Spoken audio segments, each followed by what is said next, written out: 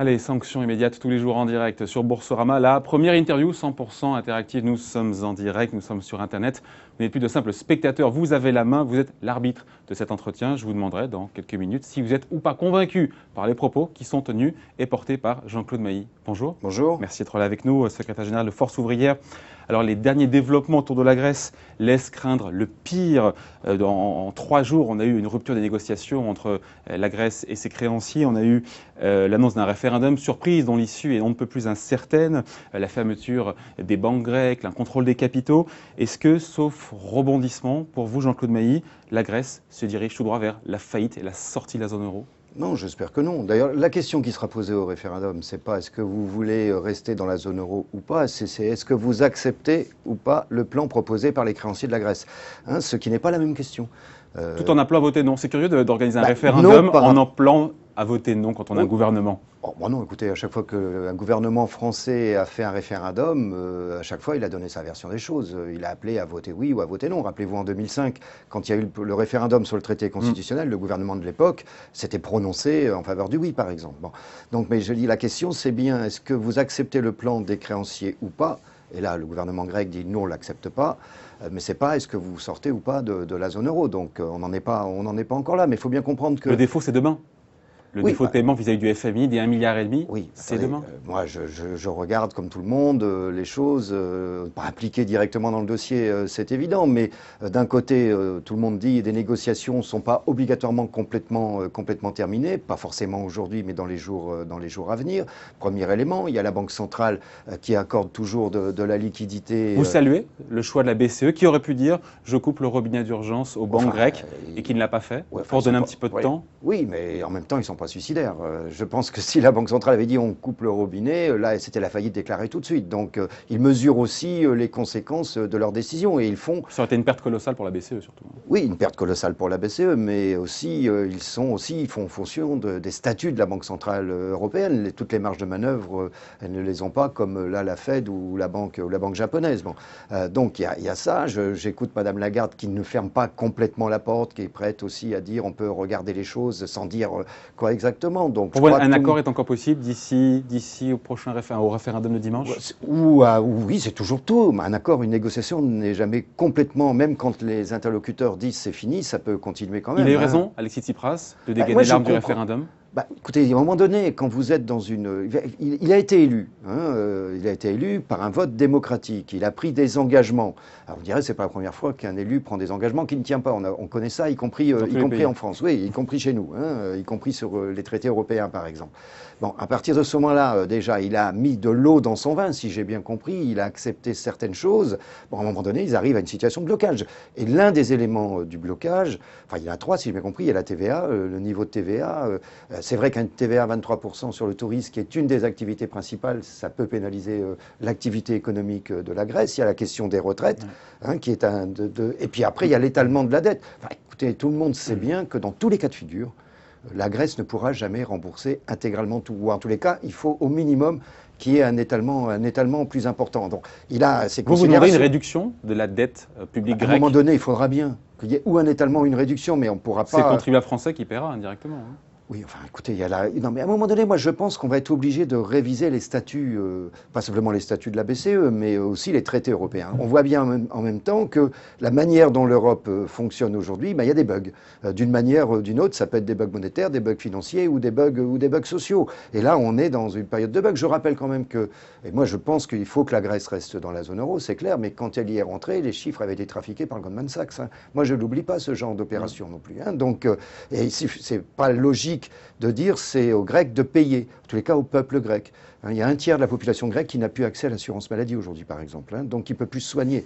Donc ça, c'est pas acceptable dans un pays, dans tout pays, bien entendu, mais dans un pays qui fait partie de la zone euro. Pour vous, c'est la chancelière allemande qui détient la clé pour dénouer la crise. C'est ce que dit Yanis Varoufakis, le ministre des Finances grec.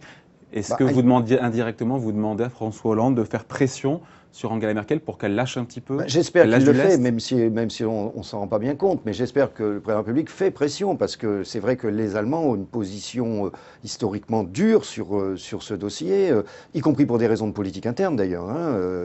Madame Merkel, comme d'autres, gouverne aussi en fonction des sondages, donc par rapport à sa propre majorité, a une tendance à être dure, avec un ministre de l'économie et des finances qui est très orthodoxe sur le plan monétaire, Ce qu'on monétaire et appelle le good financier. cop, bad cop, c'est un jeu Oui, entre les mais deux. en même temps, ils ont quand même une position dure. Maintenant, il faut bien mesurer toutes les conséquences des décisions qui seront prises. Vous êtes inquiet quand même sur les prochains jours? Écoutez, inquiet, non, pas particulièrement, en ce sens où il faudra bien trouver une solution à un C'est un moment saut donné. dans l'inconnu. Si la Oui, Grèce oui, mais fait faillite, fait on a défaut, peur de quoi? sort de la zone euro. Les gens ont peur, enfin, c'est les marchés financiers. Quelle va être la réaction des marchés financiers? Or, on sait bien que les marchés financiers, il n'y a rien de pire que l'incertitude. C'est ça qui Même les pour les inquiète. chefs d'entreprise. Mais pour tout le monde. Ben oui, non, mais pour tout le monde, c'est l'incertitude. Ça montre bien en tous les cas que ça finira par reposer tous les problèmes de fond. On a trop laissé, quand je dis on, ce sont les gouvernements à tous les niveaux, et pas que le nôtre, on a trop laissé la main aux marchés financiers. Quand vous voyez par exemple que les 30 principales banques aujourd'hui au monde, celles qui sont les plus importantes, ce qu'on appelle les banques systémiques, ont un bilan qui représente 50 000 à peu près milliards de dollars. On a lu le même livre alors. On a lu le même livre, François Morin, voilà. Exactement. Mais moi, c'est un chiffre qui m'a marqué. C'était l'hydre Monétaire. L'hydre monétaire. Voilà, mais c'est un chiffre qui m'a marqué, qui correspond à l'endettement total des pays publics. Bon, on voit bien qu'il y a un problème. Il faut donc re-réglementer, re-réguler. Alors, ça ne se fait pas en 15 jours, j'en ai bien conscience, mais on est là dans un épiphénomène. Enfin, pas un épiphénomène, Non, pardon. pas un phénomène. On est là dans un phénomène qui dépend aussi de ce type de situation. Et vous croyez François Hollande quand il déclare ce matin qu'il n'y a rien à craindre pour la France à court terme? Qu'est-ce que vous voulez qu'il dise? Il ne va pas dire le contraire.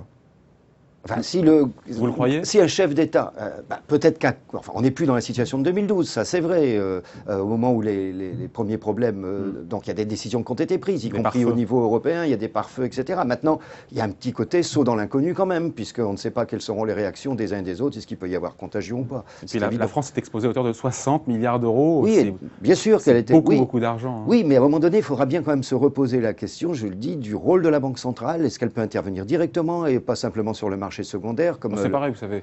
Il se passe une milliseconde entre marché primaire et marché secondaire. Oui, sauf que ça passe par les banques aussi. Ça passe aussi par les banques. Et donc on leur redonne la main, et notamment les banques systémiques. Et là, il y a un véritable problème qui n'est toujours pas réglé. Alors Jean-Claude Maillet, retour en France avec, pour la première fois sur le sol français, un acte de décapitation. Est-ce que pour vous, une étape a été franchie dans la barbarie? Oui, mais c'est pas simplement. Oui, bien sûr, en France, c'est évident. Mais il y a aussi les événements en Tunisie qui sont aussi dramatiques.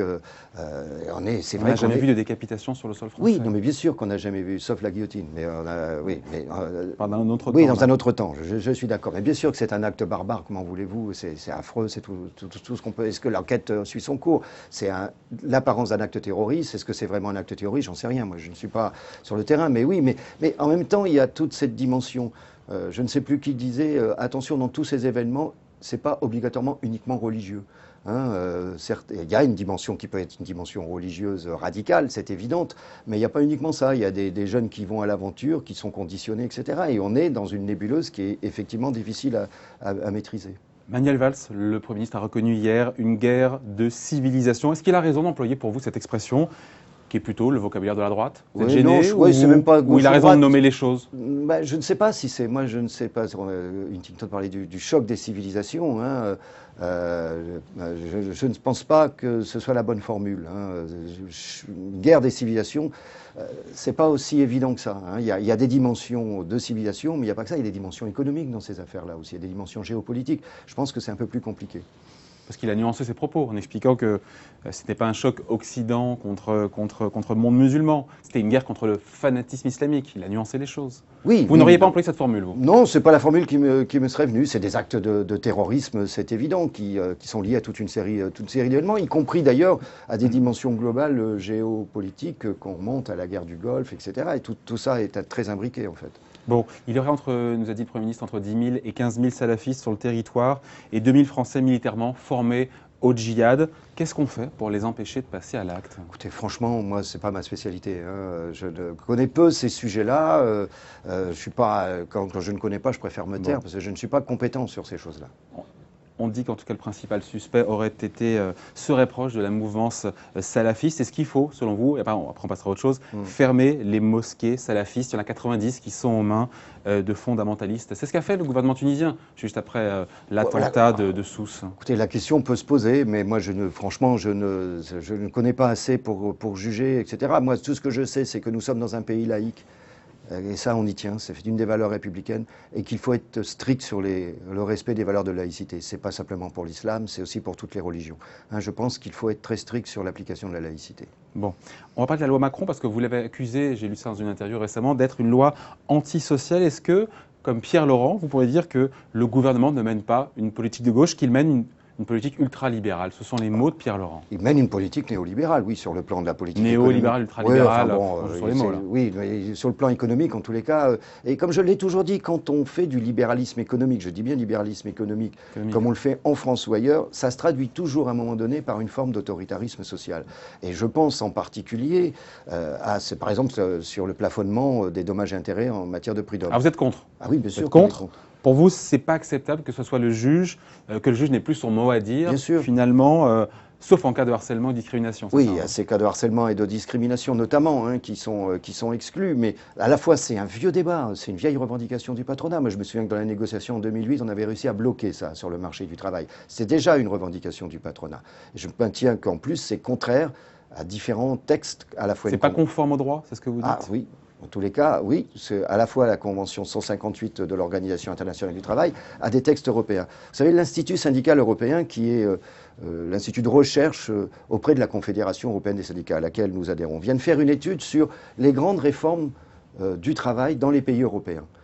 C'est très instructif. On voit à peu près partout, alors avec des nuances, c'est plus dur en Grèce, c'est plus dur en Espagne, au Portugal, mais on voit que partout, il y a les mêmes types de remises en cause sur les indemnités de licenciement, sur le recours à la justice prud'homale, quand elles existent, sur plus avec de flexibilité. Avec quelle efficacité? Justement, une efficacité sur le plan économique, elle est quand même pas terrible, c'est le moins qu'on puisse dire, parce que le chômage dans un pays comme le nôtre, y compris pour des raisons démographiques d'ailleurs, continue à augmenter, mais il y a des remises en cause de droits partout. Il y a l'Organisation internationale du travail qui, par exemple, sur un pays comme la Grèce, a condamné la politique menée à l'initiative de la Troïka pour non-respect des libertés fondamentales de l'OIT. Voilà, on est quand même dans une phase d'autoritarisme social qui est très inquiétante d'une manière ou d'une autre. Et comme je le dis, moi, depuis maintenant pas mal de temps, attention, les logiques d'austérité. Et nous sommes dans une logique d'austérité, même si nous ne sommes pas ni en Grèce ni en Espagne, c'est évident. Les logiques d'austérité sont non seulement suicidaires socialement, économiquement, mais elles finiront par l'être démocratiquement. Alors, êtes-vous pas convaincu par les propos qui sont tenus par Jean-Claude Mailly? Je vous pose la question, convaincu ou pas, vous pouvez voter. Les résultats vont tomber dans quelques instants. Il y a à peu près de cela 2 ou 3 semaines, vous avez déclaré vouloir porter devant la justice, justement, ce plafonnement des indemnités prud'homales en cas de licenciement injustifié. C'est toujours d'actualité? Ah oui, bien sûr, mais si la loi est votée... Il faut d'abord qu'elle soit votée. Ah bah oui, il faut d'abord que la loi soit votée. Mais on travaille effectivement sur 3 hypothèses. Le problème par rapport à la Constitution, par rapport à l'Organisation internationale du travail et par rapport à des textes européens. Alors, mais comment est-ce qu'on apporte des solutions, des réponses aux petits patrons dans leur ensemble qui nous disent, voilà, on a besoin de visibilité, de sécurité sur les procédures de licenciement? On leur dit quoi? On a besoin ils ont besoin de visibilité. Sur les carnets de commandes, je sais. Oui, non, mais bien sûr, ça c'est l'élément déterminant quand on embauche, c'est le carnet de commandes, c'est l'activité, c'est pas autre chose. Non, mais ceux qui n'ont pas une armada de conseillers juridiques. Oui, bien sûr. Il y a plusieurs réponses. Et on avait suggéré des réponses et des solutions qui ne sont pas des remises en cause de droits sociaux pour les salariés. D'abord, moi je dis aux organisations patronales, faites votre boulot. Qu'est-ce que je veux dire par là? Quand un salarié a un problème dans une entreprise, il faut savoir que 80% des saisines prud'homales par des salariés, ça vient des salariés de TPE, PME. Parce que quand le problème arrive, c'est qu'ils sont en situation de rupture, bien souvent. Quand ils viennent nous voir, quand ils viennent voir un syndicat, on regarde avec eux, on discute, on les accompagne au prud'homme si c'est nécessaire. Les patrons de petites entreprises TPE, PME, je ne sais pas si ça adhère à une organisation patronale, on va le savoir avec la représentativité, mais que font les organisations patronales pour les soutenir, les aider, y compris les conseiller? Je n'ai pas le sentiment qu'ils y aient beaucoup recours. Premier élément. Deuxième élément, quelque chose que nous demandons depuis longtemps. Il serait nécessaire que pour les chefs d'entreprise qu'il y ait un correspondant unique Les directions du travail pourraient faire ça, les directs. Ça veut dire que vous avez un problème qui n'est pas simplement obligatoirement un problème social, mais ça peut être un problème fiscal, un problème d'URSSAF, etc. Vous appelez un référent qui va vous orienter sur le bon service, que vous n'ayez pas 10 coups de fil à passer, ce que vous ne pouvez pas faire parce que vous avez le nez dans le guidon. Mais ça ne change pas le problème de fond derrière, de l'incertitude, de l'aléa lié au licenciement. Oui, et en même temps, la procédure de conciliation prud'homale, il faut la renforcer et il faut exiger la présence des parties lors d'une conciliation. Qu'est-ce qui se passe souvent? Le chef d'entreprise TPE-PME qui ne connaît pas le code du travail, mais ça on comprend, ou la convention collective, qui peut faire une erreur sans le vouloir d'ailleurs, parfois. Qu'est-ce qu'il fait? Il file le dossier à un avocat. Alors, à la fois, ça peut lui coûter cher, et il ne vient pas aux conciliations. Ça veut dire que les conciliations ne marchent pas. Il n'y a que 6% des cas qui sont réglés en conciliation. Je pense que si on obligeait favoriser la conciliation bien entre sûr, les parties. Et on règle de la même manière sur les commissions, les commissions qu'on va créer. Vous aurez souhaité départementales, parce que régionales, ça ne va pas servir à grand-chose, entre les patrons et les salariés. Si elles étaient à un niveau de branche et à un niveau délocalisé, on pourrait leur donner un rôle de pré-conciliation, voir si on peut régler un problème. Et pour le moment, j'ai peur que ça ne marche pas. La prime de 4 000 €, elle vous inspire ou pas pour l'embauche d'un premier salarié dans une micro-entreprise? Ça va dans le bon sens. Tous les économistes disent que ça va dans le bon sens. Choquant, au-delà de l'effet d'aubaine. Voilà, c'est le problème. Comme toujours, quand on prend ce type de décision, il y a obligatoirement un effet d'aubaine. Alors, mais je ne sais pas si ce sera de nature à booster l'activité. Vous savez, à un moment donné, c'est bien la clé de tout, c'est l'activité économique. Il y a peut-être des chefs d'entreprise qui ont de l'activité qui n'embauchent pas, mais bon, moi, je m'inquiéterais pour l'activité future de leur entreprise. Quand ils ont une véritable activité, un carnet de commandes qui augmente, et ils embauchent. Par contre, il y a un troisième dossier qui n'est pas réglé non plus, que nous avons demandé, c'est la relation entre donneurs d'ordre et sous-traitants. Parce que beaucoup de ces entreprises, PME, TPE, sont en situation de sous-traitance. Et donc, il faut qu'on règle différemment, y compris sur le plan social, les relations entre les donneurs d'ordre et les sous-traitants. Bon, il y a aussi le dossier du financement des retraites complémentaires. Où est-ce qu'elles en sont, les négociations entre les partenaires sociaux? Vous avez déclaré être dans une logique d'accord, oui. Mais sur quelle base? Écoutez, pour le moment, les négociations sont suspendues, en tous les cas en séance plénière. Il y aura des contacts qui se continueront pendant l'été. Il y a une nouvelle réunion programmée à l'automne. La demande du patronat est dure, selon vous. Oui, non, mais notamment sur un point. Il y en a d'autres, mais notamment sur un point. Sur 2 points. Sur quel volume financier on cherche à se mettre d'accord. Là, on n'est pas obligatoirement d'accord. Nous avons demandé à ce qu'on distingue, comme au niveau européen, la déficit structurel du déficit conjoncturel. Il faut s'attaquer au structurel, en gros c'est 2 milliards, et non pas au conjoncturel. Vous savez, ces régimes-là répondent très vite en cas de reprise économique. Si reprise économique il y a, ça, bien malin celui qui le sait réellement aujourd'hui. Deuxièmement, on ne peut pas accepter l'idée de mettre des abattements quels qu'ils soient. Alors, abattement, qu'on comprenne. Alors, vous prenez votre retraite. Aujourd'hui, l'âge légal, c'est 62 ans. Donc, vous partez en retraite, vous demandez la liquidation de vos retraites de base à la sécurité sociale. Vous partez à 62 ans avec votre retraite de base. Et votre retraite complémentaire, la première année, vous la percevez avec 30% en moins. La deuxième année, 20%. Conséquence, vous ne partez pas, parce que vous avez une retraite trop faible. Donc on vous oblige à rester au travail, à condition que vous en ayez, ce qui n'est pas le cas de 56,6% des salariés dans le secteur privé. Donc vous demandez la suppression? Non, alors donc mettre un abattement, ça a 2 effets négatifs. À la fois, ça ne permet pas aux gens de partir, premier élément. Deuxième élément, là, je dis, le patronat fait de la politique politicienne. Il aimerait bien cranter, d'une manière ou d'une autre, un recul de l'âge de la retraite, pour au moment des présidentielles dire, voilà, il faut maintenant passer à 64 ou 65 ans. Ça, c'est de la politique politicienne, on n'est pas d'accord. Après, le reste se discute. Bon, il nous manque un petit peu de temps, mais sur Uberpop, je n'ai pas entendu votre réaction. Le gouvernement souhaite dissoudre et a déclaré illégal le service Uberpop. Si on le supprime, il y en a d'autres qui vont apparaître, qui vont pulluler en ligne. Est-ce qu'il ne serait pas plus judicieux de chercher à prendre des mesures pour que les chauffeurs d'Uberpop s'acquittent de taxes, de cotisations, au même titre que aujourd'hui, même si on n'accepte pas la violence, telle que ça a été, on a vu ça la semaine dernière, mais en même temps, aujourd'hui, il y a une crainte de dérégulation complète, y compris pour les chauffeurs de taxi, ce que je peux comprendre et ce que nous soutenons. Ceci étant, tout système ultralibéral dérégulé, on court à la catastrophe. Donc déjà, il y aura une discussion sur comment réglementer les choses. Ça s'était fait avec les VTC. Alors est-ce qu'on peut réglementer? Sinon, vous avez raison, il y a une vraie réflexion à avoir sur ce que d'aucuns appellent l'ubérisation. Parce qu'aujourd'hui, c'est sur le transport. Pourquoi pas demain dans le transport, je sais pas, le transport aérien ou autre, on va retrouver confronté à ce type de problème. Donc la réponse politique pour vous? Il faut, pour le moment, dans la situation actuelle, moi je pense qu'il faut considérer que c'est illégal. Et après on discute. Mais là, on peut pas, vous pouvez pas mettre un policier derrière chaque voiture, c'est pas possible. S'il y a déjà un policier derrière chaque terroriste, c'est en plus. Voilà, ça fait beaucoup. Et déjà que les policiers sont déjà quasiment en burn-out aujourd'hui, depuis le mois de janvier. Bon, merci à vous. Jean-Claude Merci à Mailly, vous. secrétaire général de Force ouvrière, était l'invité en direct des Corins. Merci à vous. Bonne Merci. journée. Au revoir.